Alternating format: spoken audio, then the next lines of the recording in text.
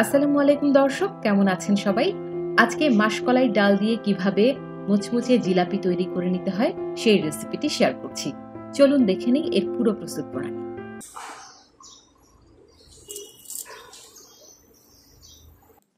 শব্দটা শুনে নিশ্চয়ই বুঝতে পারছেন জিলাপিগুলো কতটা মুচমুচে হয়েছে। এবার দেখে নিই এই জিলাপি কিভাবে তৈরি করে নিতে হয়।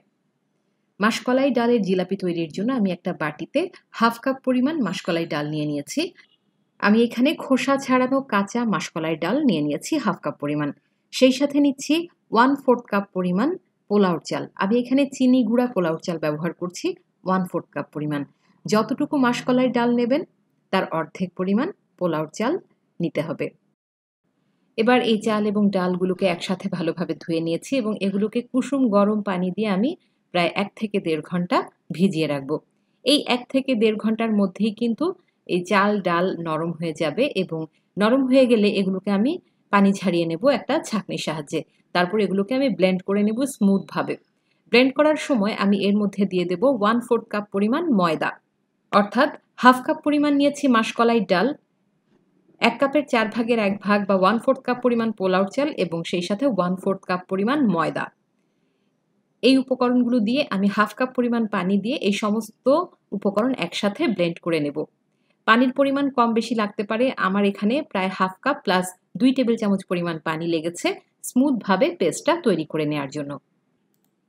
দেখতে পাচ্ছেন এই সমস্ত উপকরণ দিয়ে আমি স্মুথভাবে পেস্টটা তৈরি করে নিয়েছি। পেস্টটা তৈরি করে নিতে আমার হাফ কাপ প্লাস 2 টেবিল চামচ পরিমাণ পানি লেগেছে। নর্মাল টেম্পারেচারে থাকা পানি দিয়েই আমি এই পেস্টটা তৈরি করেছি।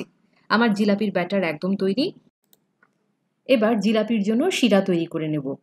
এর জন্য একটা প্যানে আমি 1 কাপ পরিমাণ চিনি নিয়ে নিলাম। সেই সাথে নিয়ে নিচ্ছি হাফ কাপ পরিমাণ পানি। যতটুকু চিনি নেবেন তার অর্ধেক পানি নিতে হবে। আমি এখানে 1 কাপ পরিমাণ চিনি নিয়েছি আর পানি নিলাম হাফ কাপ। সেই সাথে 2টো এলাচ দিয়ে দিচ্ছি।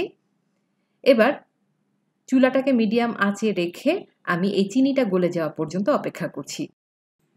যেই পরিমাণ চিনি এবং পানি নিয়েছি আমি শিরা তৈরির জন্য, এটাকে আপনাকে জাল করে ঘন করতে হবে না। চিনিটা যখন গলে যাবে তখনই কিন্তু আমাদের শিরাটা তৈরি হয়ে যাবে। আমাদের জিলাপির জন্য একটা ঘন শিরা তৈরি করে নিতে হবে। দেখতে পাচ্ছেন 4 থেকে 5 মিনিটের মধ্যে চিনিটা পুরোপুরি গলে যাবে। সেই পর্যায়ে আমরা চুলার জালটা বন্ধ করে দেব। এবার চুলার জাল বন্ধ করে আমরা এর মধ্যে দিয়ে দেব প্রায় 2 চা চামচ পরিমাণ লেবুর রস। এতে করে চিনির শিরাটা আর জমাট বেঁধে যাবে না। লেবুর রসটা দিয়ে দিলাম, সেই সাথে আমি এখানে দিয়ে দেব প্রায় 1 চা চামচ পরিমাণ ঘি। এতে করে মনে হবে আপনি ঘিয়ে ভাজা জিলাপি খাচ্ছেন। জিলাপির মধ্যে ঘিয়ের ফ্লেভারটা পাবেন। তো আমি একটু হাতে নিয়ে দেখছি, দেখুন এটা কেমন আঠালো হয়েছে শিরাটা। একেবারে পারফেক্ট একটা শিরা জিলাপির জন্য। ছোট একটা তারের মতো দেখতে পাচ্ছেন। জিলাপির জন্য আমাদের এই ধরনের একটা শিরা লাগবে। শিরাটা তৈরি হয়ে গেছে, আমি এখন এটাকে উঠিয়ে একটা বাটিতে নিয়ে নিচ্ছি। জিলাপি তৈরির জন্য আমরা খুব গরম শিরা ব্যবহার করব না বা একেবারে ঠান্ডা শিরাও ব্যবহার করব না। আমরা উষ্ণ গরম শিরা জিলাপির জন্য ব্যবহার করব। শিরাটাকে আমি একটা সাইডে রেখে এবার পরবর্তী স্টেপে চলে যাচ্ছি। যে ব্যাটারটা তৈরি করে নিয়েছিলাম সেটাকে আমি পাইপিং ব্যাগে ভরে নিয়েছি। আপনারা চাইলে টমেটো সসের যে বোতলগুলো আছে সেগুলোতেও নিয়ে নিতে পারেন। তো আমি আজকে পাইপিং ব্যাগে করেই দেখাচ্ছি। এর মাথাটা আমি ছোট করে কেটে নিচ্ছি। আপনি যতটুকু মোটা রাখতে চান জিলাপিগুলো ঠিক ততটুকু মোটা করে এই পাইপিং ব্যাগের মাথাটা কেটে নেবেন। জিলাপি তৈরির জন্য আরও একটা মোস্ট ইম্পর্ট্যান্ট বিষয় হলো তেলের টেম্পারেচার।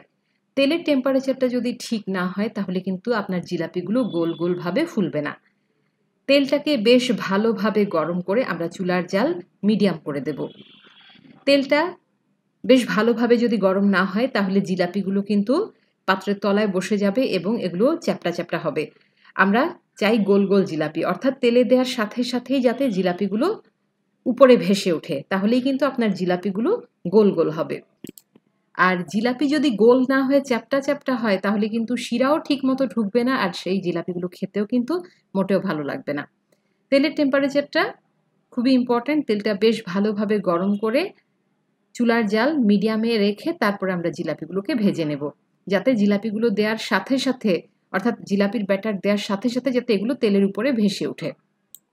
এবার জিলাপিগুলোকে মুচমুচে করে ভেজে নিয়ে আমি এগুলোকে উষ্ণ গরম শিরায় দিয়ে দেব। দেখতে পাচ্ছেন চমৎকারভাবে গোল্ডেন একটা কালার চলে এসেছে।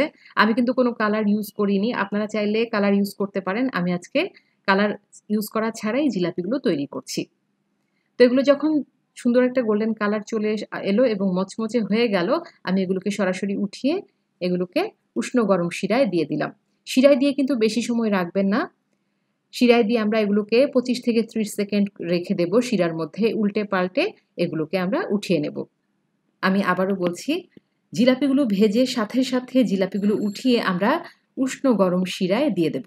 খুব গরম শিরায় যদি আপনি জিলাপি দেন তাহলে কিন্তু জিলাপিগুলো নরম হয়ে যাবে। একপাশে জিলাপিগুলোকে শিরায় দিয়ে আমি আরেকবার জিলাপি গরম তেলে দিয়ে দিচ্ছি। তেলের টেম্পারেচারটা যাতে ঠিক থাকে সেদিকে অবশ্যই লক্ষ্য রাখবেন।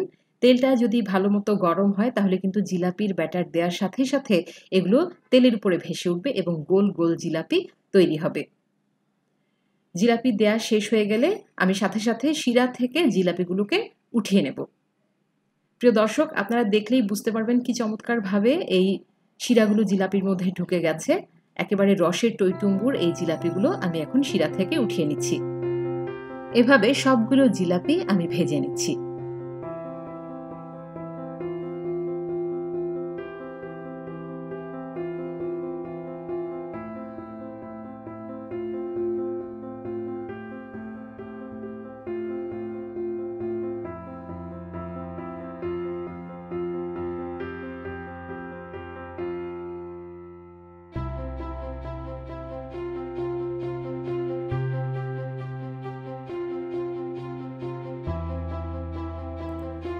সবগুলো জিলাপি আমি তৈরি করে নিলাম এবং এই জিলাপিগুলো দেখেই বুঝতে পারছেন এগুলোর মধ্যে কি সুন্দরভাবে শিরাগুলো ঢুকে গেছে।